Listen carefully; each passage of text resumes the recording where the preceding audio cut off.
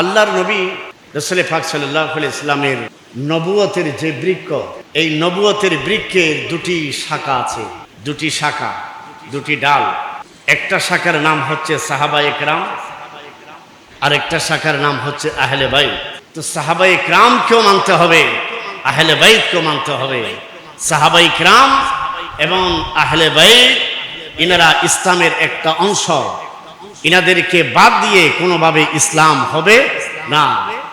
ইসলামের এক একটি অংশ হয়ে গেছে, এজন্য ইসলাম বলতেই ইনাদেরকে বোঝা যায়, এবং ইসলাম বলতে ইনাদেরকে বাদ দেওয়ার কোনো সুযোগ নাই।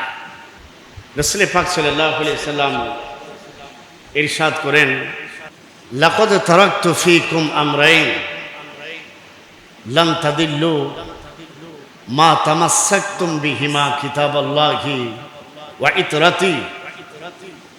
সনদের দিক থেকে এই হাদিসটি আরো বেশি শক্তিশালী। আরেক হাদিসে আছে ওয়া সুন্নতি, আমি কোরআন এবং সুন্নাহ রেখে গেলাম।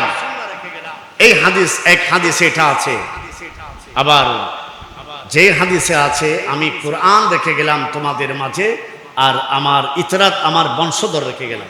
এই দুটি জিনিসকে যদি তোমরা আঁকড়ে ধরো, যতদিন তোমরা আঁকড়ে ধরবে তোমরা বিপদগামী হবে না, পথভ্রষ্ট হবে না, তোমরা সঠিক পথে চলতে পারবে। একটা হলো কোরআন আর একটা হলো নবীর বংশধর। আল্লাহর নবীর বংশধর কে আঁকড়ে ধরার জন্য, তাদের পথ অনুসরণ করার জন্য, তাদেরকে মহাব্বত করার জন্য আল্লাহ পাকও নির্দেশ দিয়েছেন এবং হাদিসে রাসূল পাকও নির্দেশ দিয়েছেন। আল্লাহ পাক কোরআনে তার হাবিবকে বলে দিয়েছেন যে রাসূল আপনি একটা জিনিস তাদের কাছ থেকে চান, আপনার উম্মত থেকে চান। সেটা কি? আপনি যে এত কষ্ট করছেন, নবুয়তের দায়িত্ব পালন করছেন, রিসালতের দায়িত্ব পালন করছেন, দিনে রাতে পরিশ্রম করে আপনি কোনো বিনিময় ছাড়া আপনি তাদের মাঝে আমি আল্লাহর পক্ষ থেকে দেয়া এই নিয়ামতগুলো বন্টন করে যাচ্ছেন। আপনি তাদের কাছ থেকে একটা জিনিস চান, এটা চাওয়ার জন্য আমি আল্লাহ আপনাকে নির্দেশ দিচ্ছি। আল্লাহ পাক বলেন, কুল লা আসআলুকুম আলাইহি আজরা ইল্লাল মাওয়াদ্দাতা ফিল কুরবা। আল্লাহ পাক বলেন যে হাবিব আপনি তাদের কাছে চান, তাদেরকে বলুন যে আমি তোমাদের কাছ থেকে কোনো বিনিময় চাই না, যে রিসালতের দায়িত্ব, নবুয়তের দায়িত্ব পালন করছি তোমাদের মাঝে, তোমাদেরকে আল্লাহর পক্ষ থেকে আনা অনেক নিয়ামত আমি তোমাদেরকে দিয়ে যাচ্ছি, এসব কিছুর কোনো বিনিময় আমি তোমাদের কাছ থেকে চাই না। আমি তোমাদের কাছ থেকে একটা জিনিস চাই, আমার বংশধরকে তোমরা মহাব্বত করো। এই নির্দেশ আল্লাহ পাক দিয়েছেন তার রাসূলকে চাওয়ার জন্য। আহলে বাইতের মহাব্বত যেটা, এটাও ঈমান। যে আল্লাহর নবী ইরশাদ করেন যে হাসান এবং হোসেনকে ভালোবাসে সে আমি রাসূলকে ভালোবাসে, আর আমি রাসূলকে যে ভালোবাসে সে আল্লাহকে ভালোবাসে। আল্লাহর ভালোবাসা পাওয়ার জন্য আল্লাহর নবীর ভালোবাসা লাগবে।